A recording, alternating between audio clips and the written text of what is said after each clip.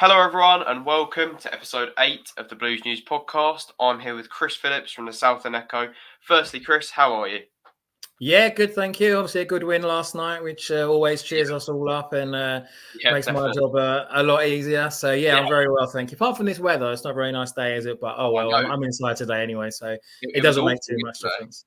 It was awful yesterday as well because obviously most people won't know this, but I wasn't at the game yesterday. I was just telling Chris I was actually working, and I work in Waitrose, and it was absolutely hoofing it down outside. It was a bit busier in the shop than normal. Oh yeah, I suppose people, but are they actually buying anything, or are they just coming in to try and keep dry for a little bit longer before they have to go outside again? So yeah, yeah. So firstly, Chris, if we could just talk a bit about obviously your background, how you came to love Southend. I ask most people this, and it's just a nice sort of icebreaker to get into it. So if you could just tell us a little bit about your background and how you came to love Southend, that'd be great. Yeah, of course. So my dad's a Southend fan, and his dad was a Southend fan. So it's always been our family club, really. And I got hooked straight away. I was 7 or 8 for my first game, and we started going ever since then. Really, we used to have season tickets for quite a long time, and Southend was always the club that I supported, and get the kits for Christmas and that kind of thing. So I've been going for an awful long time, and I always wanted to do something to do with football. I was never going to be good enough to play, although maybe a few years ago. No, only joking. I was never going to be good enough to play for Southend. So I was just trying to think of different ways that I could try and have a career or do something that I enjoyed doing, which also incorporated football.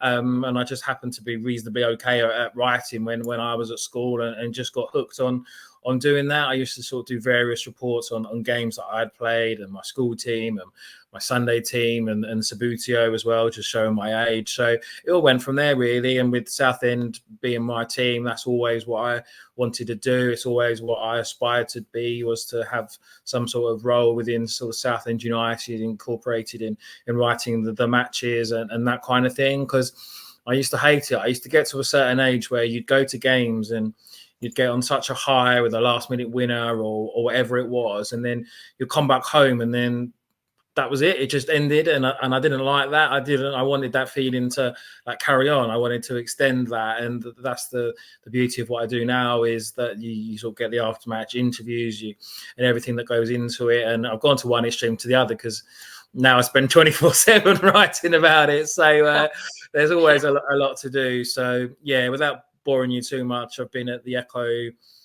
I'm going to say this now, and this is going to be older than you, so we'll just pretend that this isn't the fact and don't tell me. But yeah, I've been at the Echo 21 years now, which is frightening. Wow. And that's how long I've been there. That's frightening, but amazing. That's definitely. And I spoke to you about it the other day, and you were saying how you still, love it and you love Southend, and I think that's great. Because it's good to have a job that you love. So I would like to talk a bit about your job. Obviously, we've just spoken, touched on it briefly, but yeah, if you could just tell us a bit about your job and sort of, you mentioned about the players, interviewing players and things, and you really enjoy that. So if you could just tell us, sort of who have been some of your favourite players to interview over the years? Oh, wow. Good question. So you've got different range of reasons why people are sort of good to interview. So if I stick to sort of Southend, because obviously I've done different sports and different events, but if I'm from a Southend perspective, someone like Mark Gower was always very funny to interview. Someone like 𝗣𝗛𝗟𝗦 was always quite entertaining from that point of view. You've got the other side of it where Freddie Eastwood was probably one of the best players that I've covered. So there was always lots of good things that were happening around him. And then you get players like Michael Timlin, who were really good at being interviewed. They would have sort of quite in-depth answers and would always be sort of really good at expressing their views and go a bit beyond just a sort of cliched reply, which you sort of may expect sort of from higher divisions. So yeah, over the years, there's been a sort of an awful lot of people that I've interviewed. I tried to think, actually, that's quite a good point now. I wonder how many people I have been. Oh, thousands, I would have thought, to be fair. But I've enjoyed a lot of them, and for various different reasons. You've got those that make you laugh, those that speak well. So there's always a good combination. There's those that aren't quite so good, shall we say, down the years. But all of them there at the moment are reasonably good. So we haven't got anything to worry about too much at the moment. But yeah, 𝗣𝗛𝗟𝗡 was always good. We always have sort of like a bit of an in-running joke down the years, because when you lose, you always go to like the nice. If it's like a 2-0 away defeat, Yeah. like, oh, who do we go for here? So it was always like Adam Barrett. It was always like 𝗣𝗛𝗟𝗡 when he played, and they were like, oh yeah, you only interview me when we lose, because I guess when you've won, you interview like whoever scored the goal, and 9 times out of 10, that's often not the goalie or the defender kind of thing. So you wouldn't sort of talk to them then. So yeah, it's been an on-running joke down the years with a few of the captains that, all right, it's me again. We lost, did we? So yeah, but different managers do things differently in the Phil Brown eras. It wasn't us who actually chose who did the aftermatch interviews. It was actually him. So he would go and get the players that he thought would be the best ones to interview, which were sometimes different to the ones sort of we wanted, but that was the way that it went at that point. So yeah, it's a tough one, because there's been quite a lot that I look back on and like to laugh with and that kind of thing. So yeah, we've been quite fortunate to do some good interviews down the years, some sort of memorable ones, and all weird and wonderful things that happen while you're waiting for interviews as well. So there's a lot more that goes on for interviews than that little clip or the few words that you might read. Well, I was going to say, because I think with the role that you do and your job, I think it's a job that there's so many aspects to it. And I think something that I'm quite interested in is, what is your favourite? I know it's going to be another difficult question to start with, but what is your favourite aspect of your job, or what are the favourite things that you love most about your job? Yeah, so there's quite a lot of things really. I love that it's sort of Southend, and I love that's my team, and I like the fact that you genuinely feel part of it as well. And that's why I love working for a local paper, because people have said to me, "Oh, wouldn't you want to go on and work for a national?" And I genuinely wouldn't. I don't. It's not a lack of ambition or anything like that, because I always try and do the best that I can in everything I do. But I just love what I do. So a bit worried that my dog started to snore while I'm saying this. I'm hoping that I'm not that boring. So try this more often. I can never normally get her to sleep. So hopefully that's not a reflection of what I'm saying. So I like the fact that I'm local. It's my team. But I like going to the other matches as well. So you sort of go to 𝗖𝗛𝗥𝗜𝗦 and 𝗚𝗛𝗏 and Canvey, and I'm going to Concord tonight, and then those kind of things as well. And I've genuinely got a real enthusiasm and a real passion for wanting to see people and teams from our area sort of do really well. And it sounds good, and it's amazing to go to sort of Premier League games. That'd be fantastic, and sample the facilities there. But I don't think you really feel part of it. I think it's a lot different. You sort of don't really engage so much with those that are involved, whereas sort of Southend, you're sort of waiting for the interviews, and all the players will walk out, and then the manager and whatever player you're talking to, they'll come and they'll talk to you before the interviews start, and they'll sort of talk to you after the interviews start. And it's just a lot more personable. I think it's like our club, isn't it? You're a fan, so you'll feel the same way about Southend as I do, and I just like that feeling of like you're a little part of it as well, like we all are as fans, and that's the best thing I like about it as well, is just the fact that it is Southend, and that the fact that you're almost sort of a little bit of what's going on along the way, and that you get to play your small part. So that would be the main thing for me, and that's always been the driving force really. I wouldn't be able to do the hours and the journeys and everything else in between for any other club really, because yes, I'd always want to do my job properly, but I think when it comes to Southend, especially what we've gone through in recent years, when it's got a little bit more serious, you sort of do everything and anything that you can to help in any small way, and that's certainly what I've tried to do. Well, and I think when you have such a passion for football as you do, and as many of us do, it's always nice, because with other people that have jobs that don't have anything to do with Southend, we might miss quite a lot of games or something, but with you, you have to go to the games. So it's nice to sort of combine your passion and love that you'd probably follow even if you didn't work, and combine that with work. So I think, yeah, it's great that you have such a passion for Southend, and it's clearly a good job for you.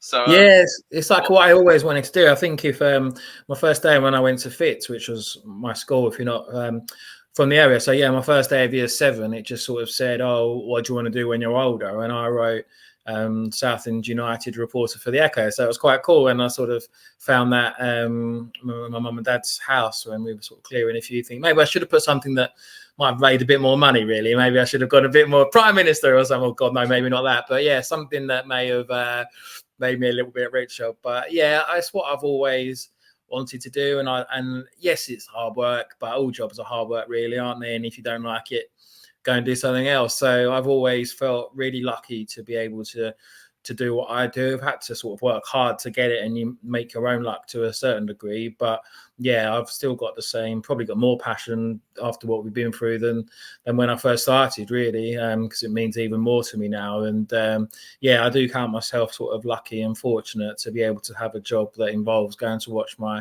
favourite team play football. So I'm very lucky to be able to go. And yeah, I often think that actually sometimes my friends will be like, oh, like last night, a couple of my friends couldn't get to the game because they were working. It's like, oh, well, I'm still working, I'm going. You know, is that kind of like dad jokes that I can make along the way. So yeah, I do appreciate the fact that I'm very fortunate to be able to be in a position where I get to go to all the games. I do miss the like I see it with my dad in my season ticket and being able to sort of cheer and shout and boo the ref and that kind of thing. So there's a disadvantage to it as well. But yeah, I still love it, and hopefully can keep doing it for a long time yet.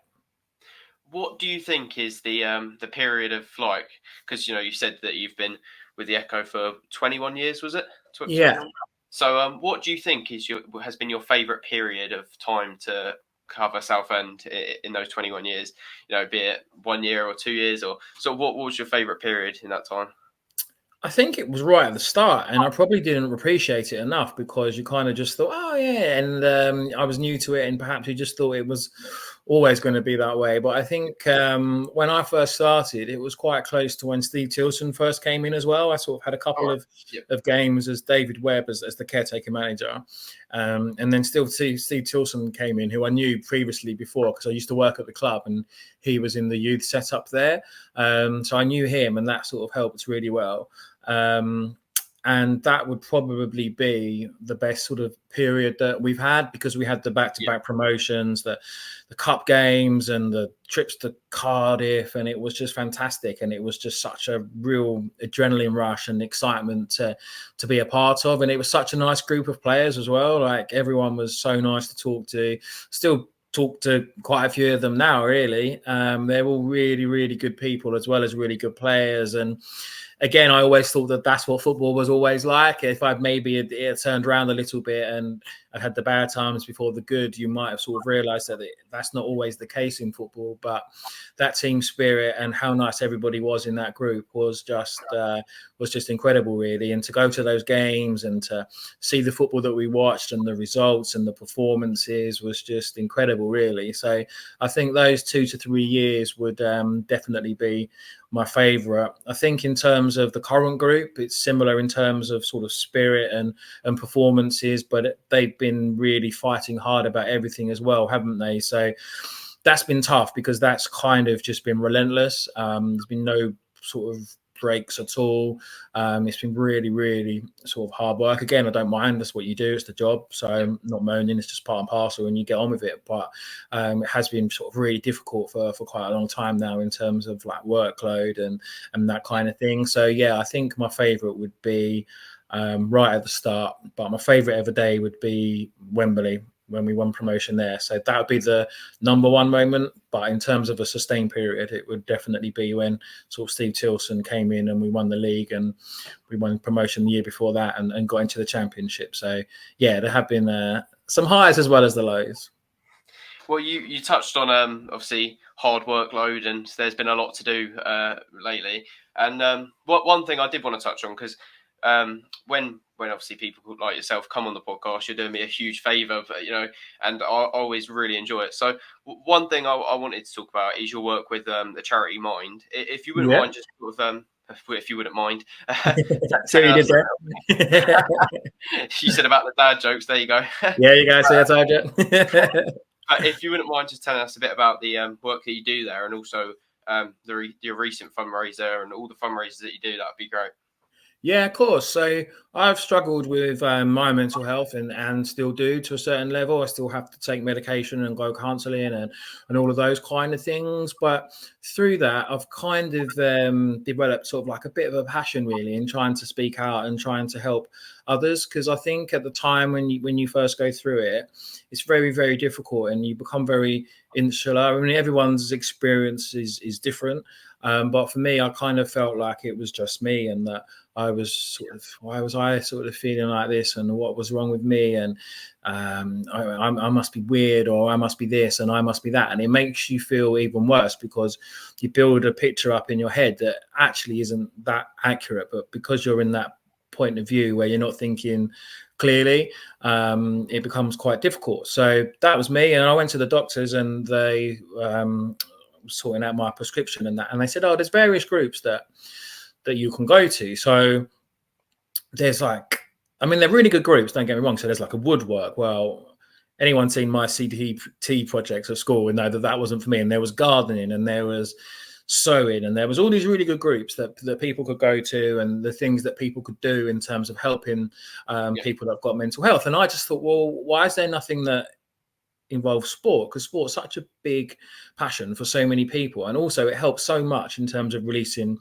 endorphin. So along with a friend of mine, Eddie, we started a group called RUNFREE, which is still in existence now, which is 3 or 4 years it's been going. And every other Friday we offer free footballing sessions for anybody that's got sort of mental health issues, and that's become like a bit of a support group as well. So that's been really good. And then from there I've become like as a trustee for Mind, and now I'm like sounds a bit posh, but like an ambassador for Mind. So I do various different things for them, and that involves sort of fundraising as well. So I've done a lot of fundraisers. So I've raised, in all for charity, I've raised like 130. It's on a piece of paper over there. I'm trying to read it. £130,000, of which £70,000 for Mind. But it isn't always obviously about raising the money. That's fantastic, but it's also about raising awareness, and that's what I try and do. So I'm in a fortunate position where people tend to be able to read what I say, so I try and use that to get the message out there that, do you know what, like if you're not feeling that well, or it's nothing to be ashamed of, like just say. People will care a lot more than you ever realize, because you don't think that you're worthy, and you sort of get into a weird perception. But if you just speak out about it, you'll be surprised at how many other people feel the same way. So that's what I always try and do. Just try and make sure that people know that other people are feeling that way, and that if you do reach out, people will support you, and a lot more people care than you ever do realize. So it's tough, and I'm good at saying these things and perhaps don't always follow through on my own advice in certain areas. So I've still got a lot of improving to do, and sometimes I use work as a bit of a coping mechanism, and I may work even harder than I probably have to, because then it keeps my mind busy and I have less time to think, kind of thing. So I need to get better at that kind of thing. But ultimately I just try and do my sort of small little bit to try and tell people that, do you know what, it's not just you. There's nothing wrong with having mental health issues. Everyone's got their own level of mental health issues, but if you get through it together and you open up to people, then you're more likely to get out the other end quicker, and there's no need to be ashamed whatsoever.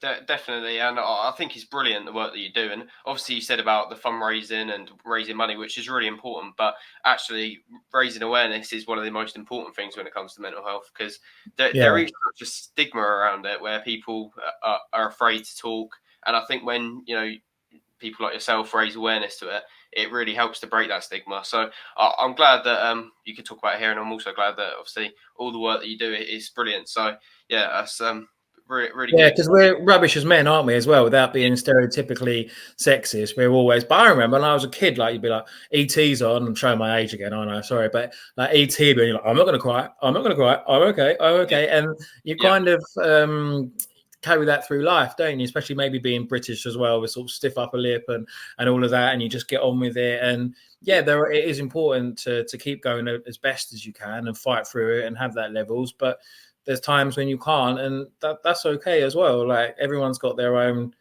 coping mechanisms, and what works for me might not work for you, or might not work for my family or next door neighbor or whatever. But it's getting better, and there's a lot more being done about it, and a lot more people are aware about it. But sadly, there is still a level of ignorance around it, which you do still see on social media and that kind of things. But that can get to you on a bad day as well, which doesn't really help. But on the good days, you can sort of take a step back and just think, well, I'm not going to pay any attention to that. But yeah, everyone has their own sort of part to play, and it's an important subject for so many people.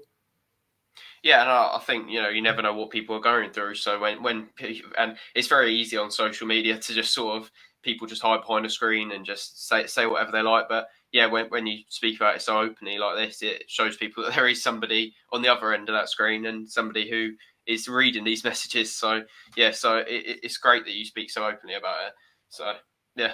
Yeah, no, it's true, and I think sometimes people don't sort of necessarily realise that the impacts that what you can say and what you do on social media does have like a big impact. So today I'm okay. So if someone wrote something, I just wouldn't sort of notice it. But I've changed a lot of my settings on sort of social media now. So unless I follow that person, I don't get any notifications about what they've said, and I try not to go on it as much. Obviously, I do have to because of my job and things like that. But there'll be days where I try and sort of take screen breaks and try and get away from my phone, because it is tough. And when I'm having bad days, it will get to me an awful lot more. So, and I always feel for the people that do the sort of Southend United Twitter, when the amount of abuse that they would get. And I understand that sort of fans are sort of frustrated, and for some of the DMs that they were getting, and people forget that there's just people like me and you that haven't been paid as well for about 3 months, and they're sitting there getting this relentless levels of abuse, really. And I understand how horrific it was for Southend, but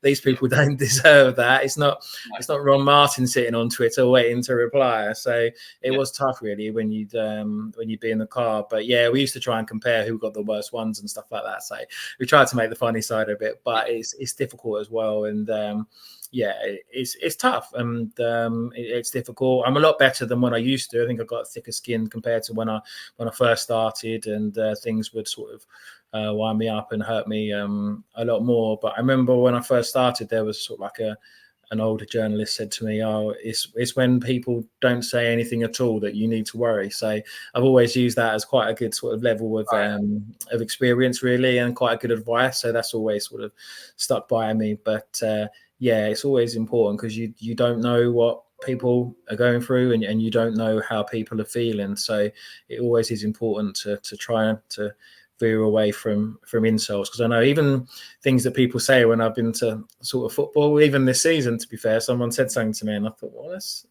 why would you say that? Like, and I didn't go out for 5 days, apart from going to Boots and Laces for an interview. It got to me so much that I didn't go outside for quite a long time. And it's just things like that. Like, they might think they're being funny, or this, but it was just like, where's your thought process with that? And when you're already feeling rubbish, it affects you even more. So, but yeah, my dog will start snoring again now, so I'll stop I'll stop ranting. But yeah, it's just important to sort of be nice whenever you can. And it's that old adage: if you've not got anything nice to say, don't say anything at all.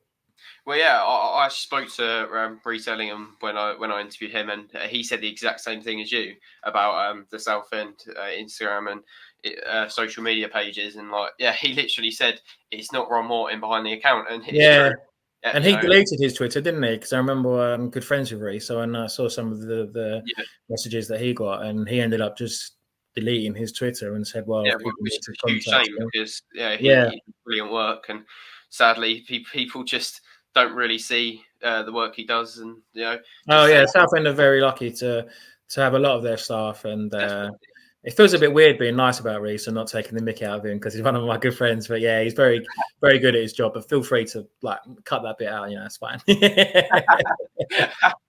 Well, we will talk. So I'll leave all the links in the description to things we were talking about, to Mind and RUNFREE and everything. Cool. So if you send me those afterwards, I'll make sure to include those in the description for anyone who wants to go and support, or if they need any help themselves. So we'll talk about Southend at the moment.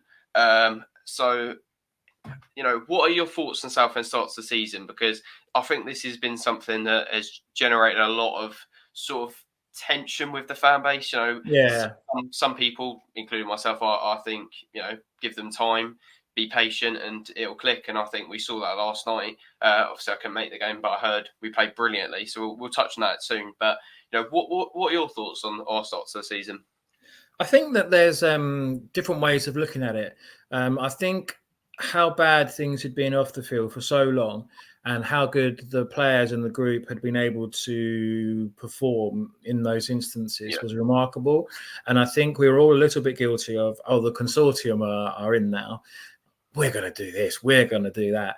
But it will take a little bit of time. And I think as well, irrespective of who the owners were and what was happening, I think Southend have had a lot of things thrown at them already this season. So they've probably lost 3-4 of the spine. So Harry Cardwell's gone. Ollie Kensell will be going, I would have thought. Cav Miley's now sidelined. So all of a sudden, you've gone from just needing 1 or 2 signings to sort of strengthen the squad to actually needing to do quite a lot more work to it, and almost having to build certain areas of the team from scratch all over again, certainly in attack. So from that point of view, it becomes a little bit different to what we were maybe envisaging in August when we were about to sort of get underway. So it's difficult because you do tend to sort of get excited, but I'd like to think we'll be in the playoffs. I think we will be in the playoffs come the end of the season, because I know that this team will improve, and what this team has got is incredible spirit and camaraderie, and that's genuine, because I see that even when the cameras aren't on and that kind of thing. Teams always say that, and it might not be the case, but at Southend it definitely is. And then you saw that already with games this season at Oldham and things like that, where they've really had to dig in with not really having a striker for half of the second half and things like that. So we've only lost once. I know you can say that there's not been so many wins as we would have liked, but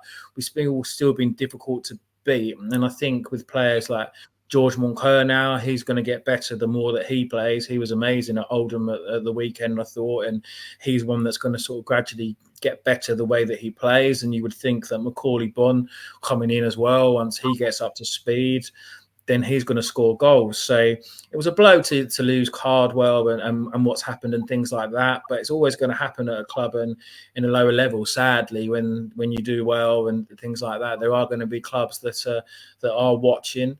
So I think Southend are still moving in the right direction. It's sort of slowly, but I think there's plenty to be encouraged about. And above all else, it's nice that we're talking about football. I no longer have to write. At the start of the season, I used to go through my diary, and I used to write. So payday for Southend's pretty much towards the end of the month. So I'd go through it, and I'd write down in my diary like what day was payday, because that was a story. Even if they got paid, that was a story that they got paid, and it was just how far things have fallen. So this is the first season for quite a long time that I haven't actually had to go through my diary and do that. And all I've had to do is actually write down the fixtures that Southend are playing and who they've got on that day, which is nice. So it's good that we're just talking about football rather than sort of finances and all of that kind of rubbish and everything that went on. So things are moving in the right direction on and off the pitch. And we will get there. We will get into the playoffs, I'm sure. But I think maybe myself included, we all got a little bit excited at the start. And why not? We haven't had much to be excited about for a while with the stress and the worry about not even having a football club. But in the cold light of day, maybe we take a step back and realise that the problems at this football club are very, very deep rooted. It's not going to just suddenly be solved in a few weeks. But progress is being made, and I think we'll be okay. We still need a couple of strikers maybe, but I know the work's being done where that's concerned, and I think we'll keep getting stronger. And if we win our game in hand, we're pretty much up there, aren't we? So I think we'll be okay. I know people would want to win this game and that game, and we can all get a bit emotional about things sometimes when it comes to Southend because it means so much. But that's the beauty of football, isn't it? That's how important it is to us. But I think it's been an okay start to the season. But I definitely think things will get better. Last night was the best performance of the season, I think. So hopefully we can get on a bit of a run now and start to perform that way. I don't think Josh Walker's too far away, maybe a couple of weeks or so. He comes back and we get another striker, and then all of a sudden we look a lot stronger. We've got options of the bench and things start to look a little bit better. But yeah, we did start a little bit behind, and I think with the issues that hit Southend, it's never straightforward, is it, with Southend? There's always things going on, and we've had that already this season. So I think it's been difficult, but I'd like to think now that we can really kick on and really start to get going and get up into that top 7, which we're definitely more than capable of doing.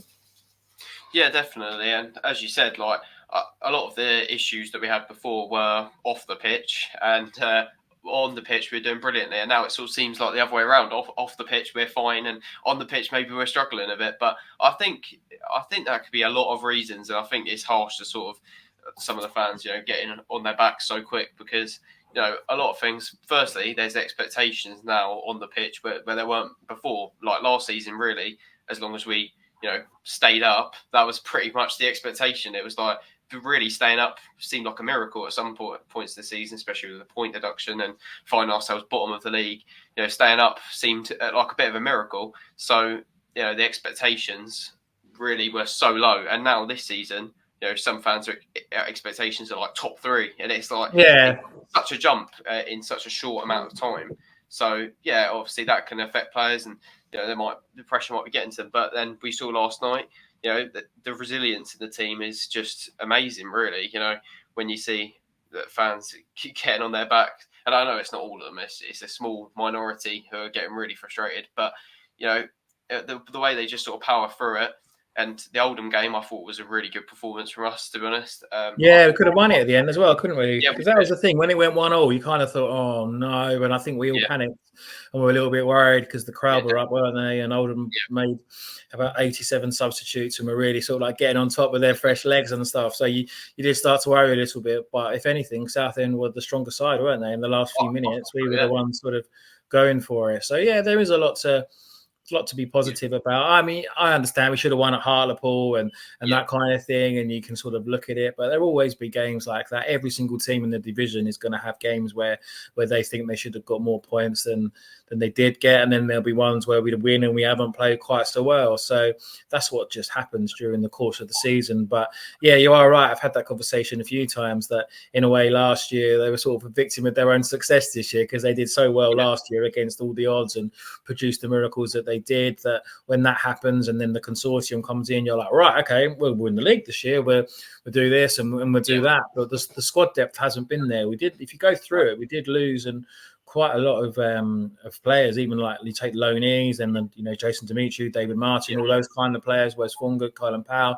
There's a lot of players that have actually left since the end of last season, which might not necessarily have been players that would have started every week, but they certainly would have been options off the bench or to freshen things up. Whereas for quite a few games at the start of the season, we didn't have those players on the bench that could come on really with 20, 25 minutes to go that could turn a draw into a win and that kind of thing. But I think that's sort of changing now. I think Apaya Forson has got the ability to be able to make an impact when he comes off the bench, hopefully, and with the attacking players coming and those coming back from injury, I think there'll be a lot more options now, which is a positive. And I think you'll see that with the performances and the points return. So I think it's a gradual process, isn't it? And I think it is still progressing in the right way, but I think there did have to be a little bit of rebuilding at the start of this season, which maybe we hadn't envisaged with certain circumstances that have happened. Things have sort of changed around, but I think with the quality Southend have in various positions within the football club, that's the nice thing to say that we're going to be okay.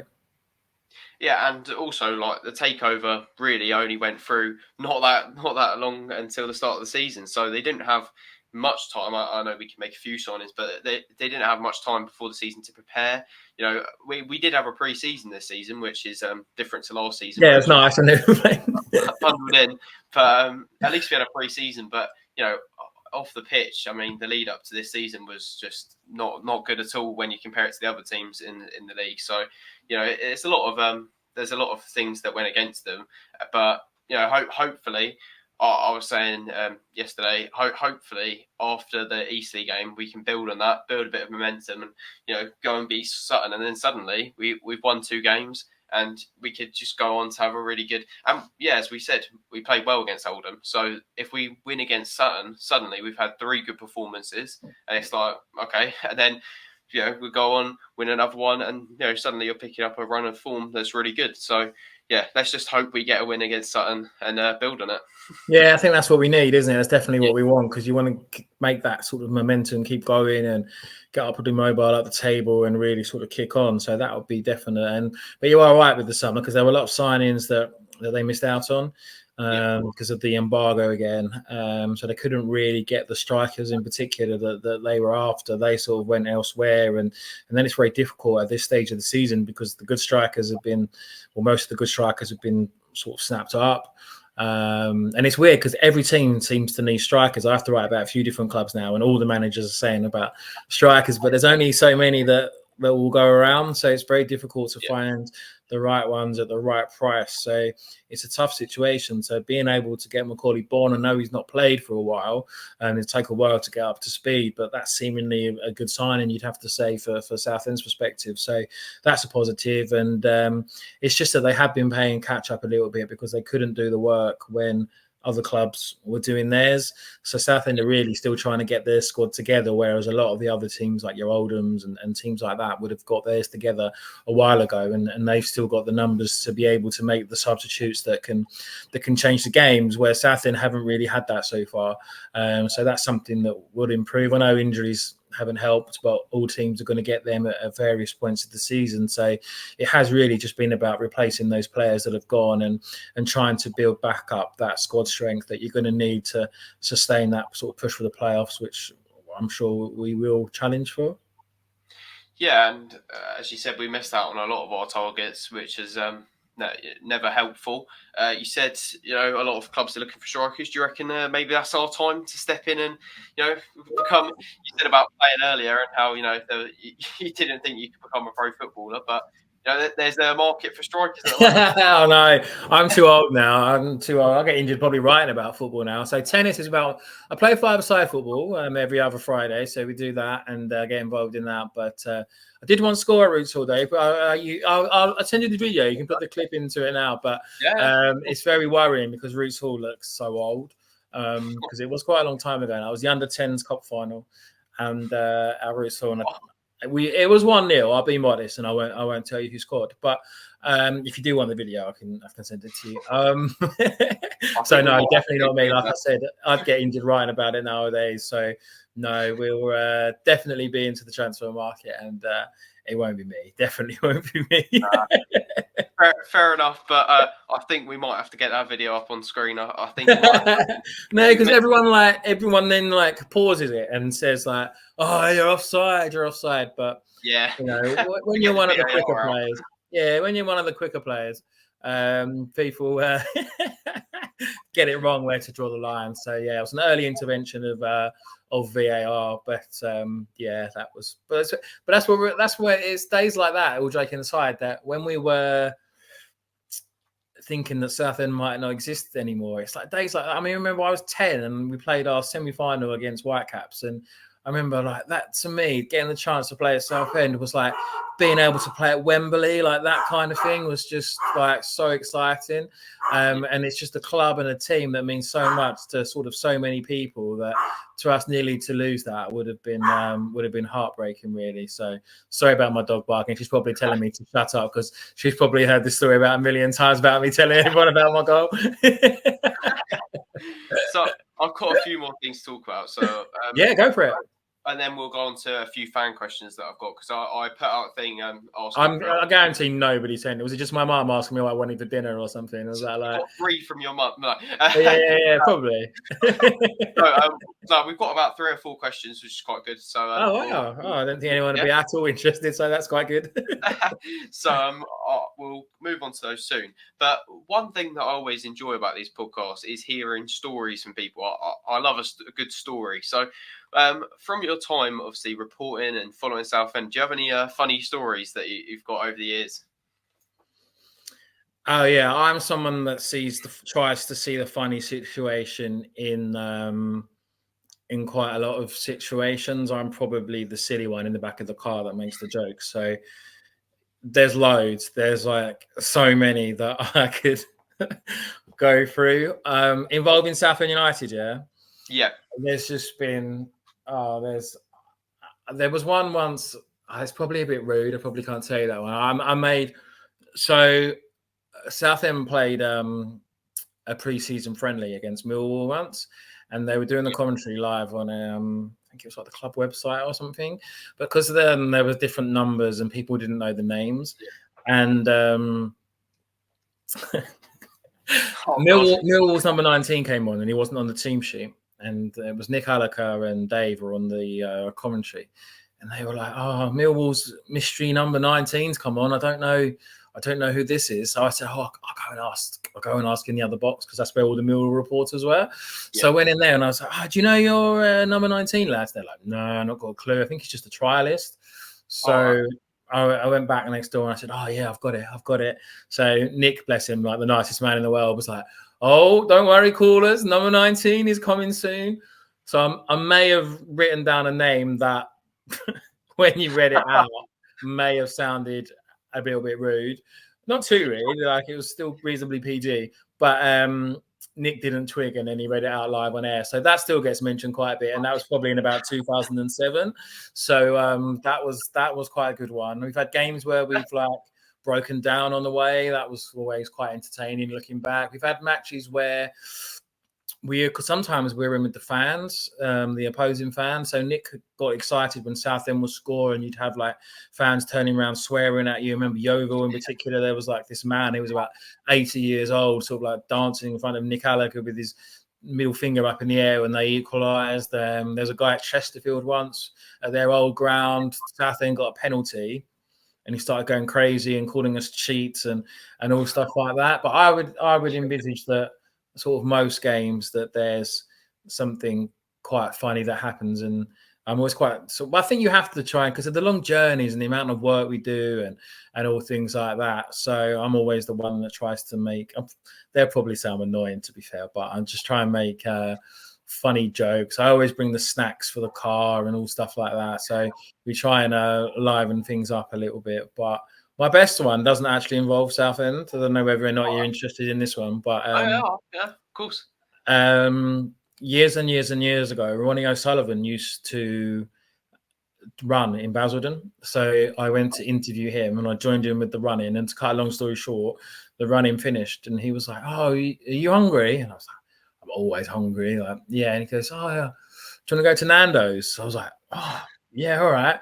So yeah, I went to Bas Vegas Nando's with Ronnie O'Sullivan to do the interview that we were doing. It's ages ago now, like literally, it was like 2008 or 9 or something like that. But yeah, that was incredible. So that was quite a good one. And yeah, and then in terms of various practical jokes and things like that, there will always be something that's going on in terms of Southend. And yeah, they'll probably tell you that I've got about the mental age of about a 9-year-old. So yeah, I try and make people laugh, but it doesn't really work very often. So they're probably laughing at me rather than with me most of the time. But it passes the time, so it's better than just sitting in the car being quiet all the time. Well, I think this is one of the funniest podcasts I've done probably so far. Oh god, that doesn't bode very well for the rest of the people. They must be funnier than me. No, I've really enjoyed it. So I think we'll move on to the fan questions. So yeah, go for it. Put out a story on my Instagram asking for some questions. So some of them are obviously more trivial than others. That's right. I'm intrigued to know what people might have asked. Some aren't about Southend. Some are quite random. So yeah. So the first one is from Musical Shrimper. So we've got, what is your favourite song? Oh, I know him. He good lad, Ollie. My favourite ever song is "There She Goes" by the La's. So that's nice. Yeah, it's a good tune, isn't it? Yeah.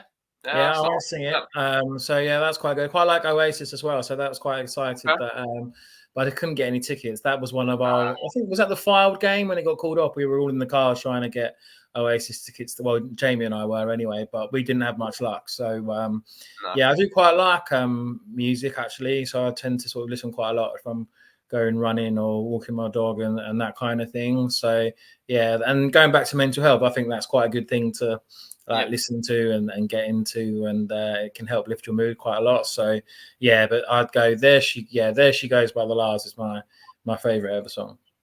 Yeah, I tried to get tickets to Oasis, but I mean, Did you get any?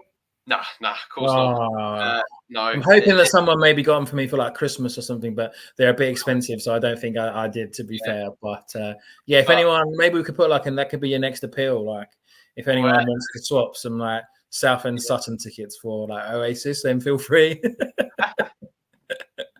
But well, I'm saving up because my favourite band's the Smiths. So I'm a big. Oh, I love that. Oh, that's cool. Yeah, I'm really into my music, to be honest. And yeah, that's quite an interesting question because I didn't really expect to be talking about music with you, but no, that's quite cool. No, I do like probably it. my second biggest passion behind football. So yeah, and sort of Ollie's in a band as well, isn't he? So yeah, he is. Yeah, he'll appreciate us talking about that. yeah, exactly. Yeah, we'll give him a little shout out. So yeah, he'll be good, but he's really good. We did the thing at the end of last year when we got fans on, and he was a really good talker. So even though the school he went to, we won't mention that, but yeah, he's a really good guy. So yeah, he's very talented as well.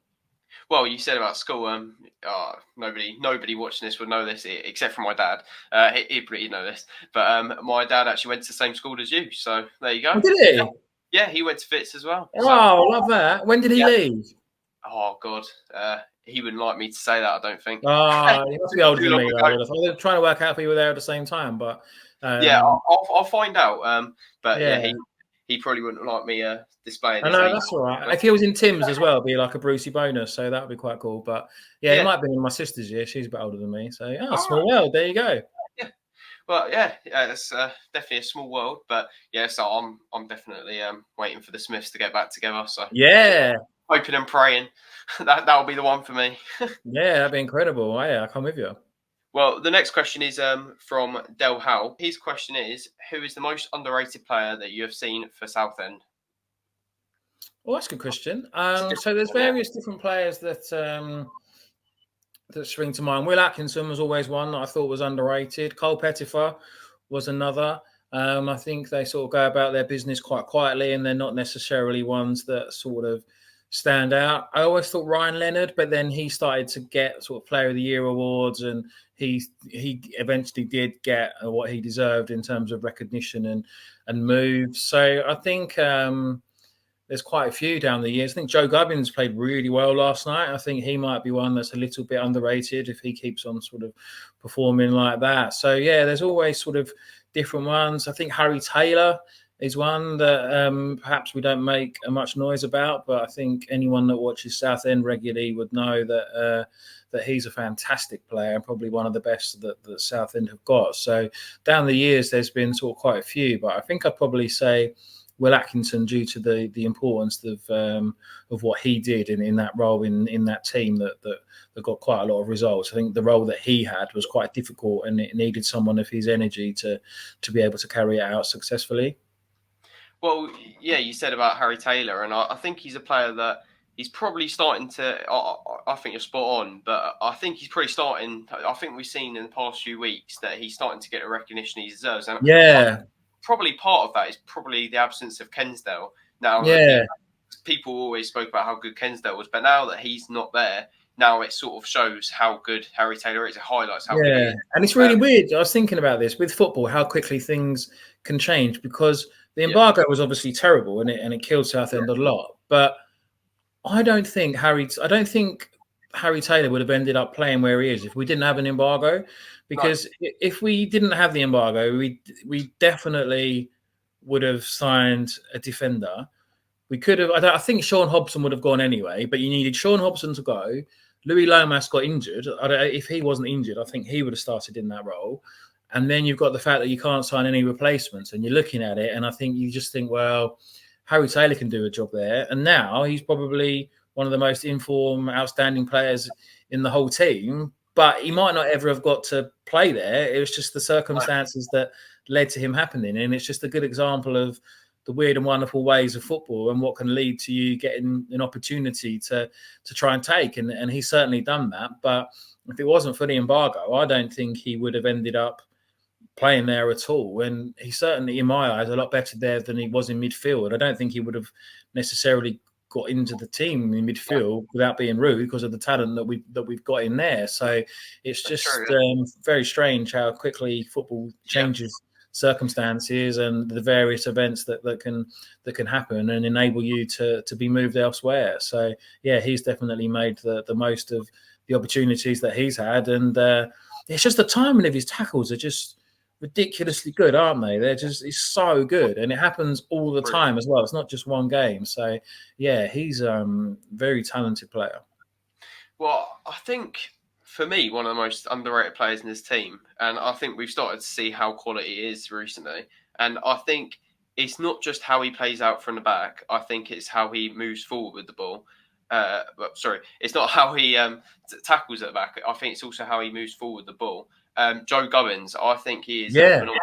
And I think against Oldham, obviously I wasn't at yesterday's game, but apparently he was brilliant there. And at the Oldham game, I mean, he was just, for me, unplayable. He was brilliant. He was, some of the crosses and passes he makes for a centre back is just unbelievable. Well, that was like last night as well. I think he delivered like 3 like really, really good crosses. You were like, wow.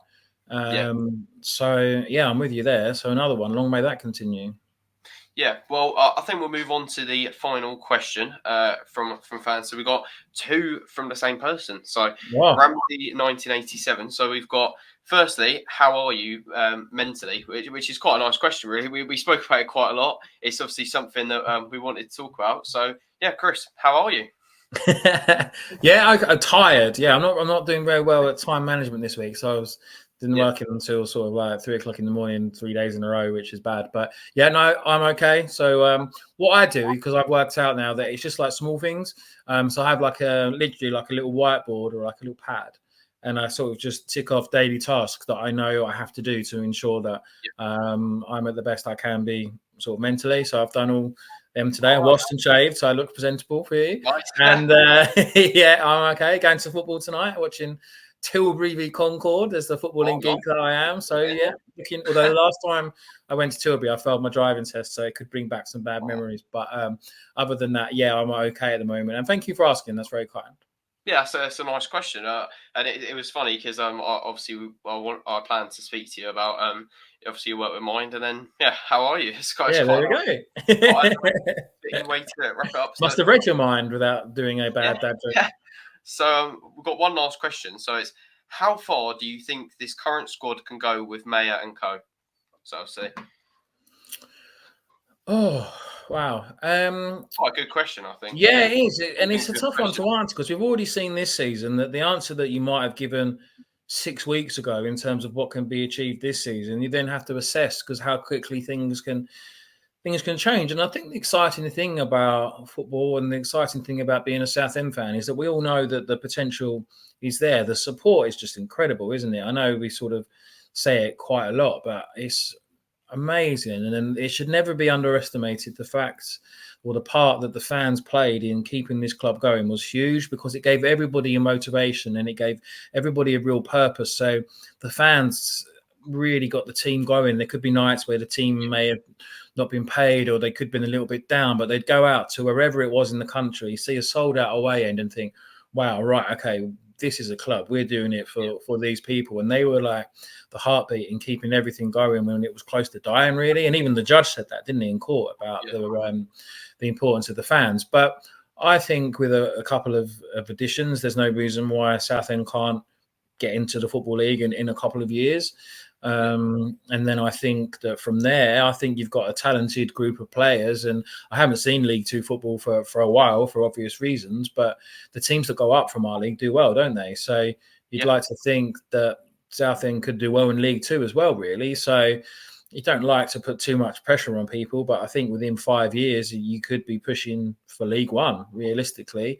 It would need more investment and it would need the club to be sustainable and it would need work behind the scenes for that foundation to be in place. But things are sort of moving in the right direction where that is concerned. Things are improving and then I'm sure they will do as well. That's the important thing. So I think sort of League One within 5 to 6 years is a standard answer to that, really. And I think it's important to be excited and to be able to dream a bit, because if there's not, then what's the point of us all going and thinking the worst all the time? So I think that is a realistic ambition long term in the future. but it's extremely difficult to get out of this blimmin' league, isn't it? So that's got to be the first real thing that we try and do, and I'm confident that we can do that within a couple of years. I think we can.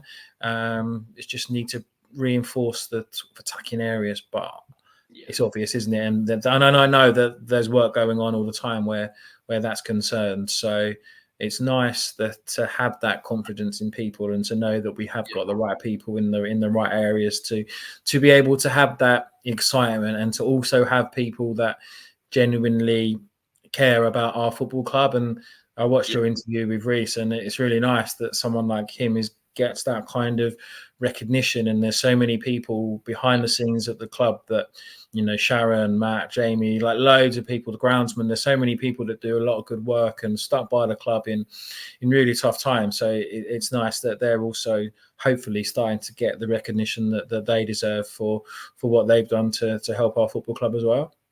Well, yeah, I obviously 𝗖𝗛𝗥𝗜𝗦 suggested that I interview the groundsman, so that's definitely sort of a route that I want to go down with the podcast, and hopefully, as you said, sort of. I mean, I don't think I have the biggest reach, but hopefully I can sort of show some people the great work that they do behind the scenes. That's sort of an aim of mine with the podcast is.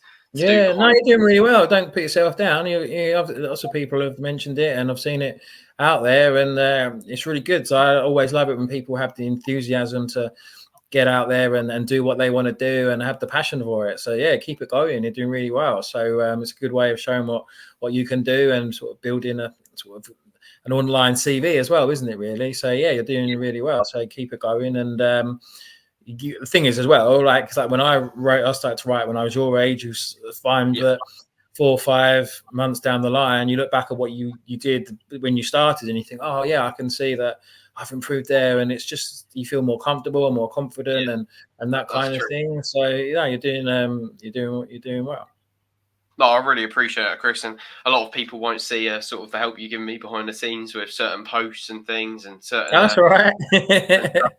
I always appreciate it, and hopefully I can sort of do what you're saying about showing people, because I've done some sort of little Q&As and sort of thing on my account with players, which is always they're really good. Yeah, I've seen them. Pretty cool and something I enjoy. But I think when you do them with behind the scenes people as well, it's always really interesting, and you get a lot out of it because you talk to people and you find things out that you never knew. Like when I spoke to 𝗖𝗛𝗥𝗜𝗦 about what was it? I can't remember the exact stat, but it was some crazy figure, like 400 people, I think it was roughly, bought a season ticket and didn't go to one game last season. I can't remember the exact figure. But I remember him saying that. Yeah. And they probably don't realise that he does about 3 or 4 different jobs as well. Like they probably wouldn't have known. And like Riley and people like that, there's a lot of really good people behind the scenes and match day volunteers and things like that. So yeah, we're lucky as a club to be able to have these people that go above and beyond for us, and that's why it was heartbreaking to see the way that they got treated, really. And I always used to try, and that's why I always try and do what I can, because I wanted they're my friends, and I'd see it as trying to sort of help them however I could as well. So it's just nice that hopefully, and I'm sure it is, that we're talking about those times in a past tense, and we can sort of look forward to the future now with a bit more optimism. Well, yeah, hopefully, and I've said this so many times now, but hopefully that's what the podcast can do. Sort of, show what they do, so that hopefully they won't get so much stick when. So because people will. I think a lot of it probably just comes down to people not really knowing how much work they do and what the level of work that they do. And why would they? Do you know what I mean? It's one of those things. It just gets done, and I think it's probably the same with. Like me, to a certain degree. I don't think sometimes people realise that Echo Sport is now literally just me. So everything that gets done sport-wise or anything in the paper in terms of sport is me, and that's fine. Like I enjoy it and I get on with it, and I'd never moan about it. But it does mean sometimes that not many events or as many subjects can get covered as I would like, because there is only one of me, and I can only genuinely do as much as I can or as much as I know with all the other sports in the area. So again, though, people don't know, then they might just look at it and think, oh, why is that never in? Why is that not happening? And And when you try and explain, then hopefully that they do a little bit. So I think it's like anything really. If people don't know about it, then they have their own sort of perceptions, which may not always be accurate. So yeah, it's good that other people behind the scenes and that are being able to sort of show what they do. Yeah, definitely. Well, I think that pretty much concludes the episode. So I've really enjoyed having you on, Chris, and yeah, I'll definitely, if you're up for it, have you on again one day. Yeah, of course. If you're ever desperate to need me on again, then let me know. But I'm sure you'll be able to get much bigger and better guests on than Nick Hallecker. That's why I say you should do as well, because he would be a really good one, because he did Southend for 35 years or something. So he'd be a good one for you to get on. He had to put up with me in the car for quite a lot of times as well. So yeah, he'd be a good one, and he's always good value. He's always very entertaining with his weird words that he uses. So yeah, he'd be a good one for you to talk to as well. Perfect. Thank you, Chris. So I'll leave obviously all the links in the description to Mind and RUNFREE and everything we were talking about. So hopefully people can go down and support in any way they can. So I've really enjoyed having you on. Thank you, Chris. And if anyone did enjoy, please make sure to like and subscribe. Is there anything you want to say before I end the podcast? No, just thank you. Well done, you, and keep up your good work. And to anyone who's made it this far with me waffling on, thank you as well. And yeah, I think we all knew how much Southend meant to us, but I think it's been rammed home even more in the troubled times just recently. So I think it's nice that we've all been able to sort of work together, and hopefully we can have good times to all enjoy together now as well. Hopefully, let's hope for some better times soon. So thanks for coming on again, Chris. If anyone did enjoy, please make sure to like and subscribe, and I'll see you all on the next one.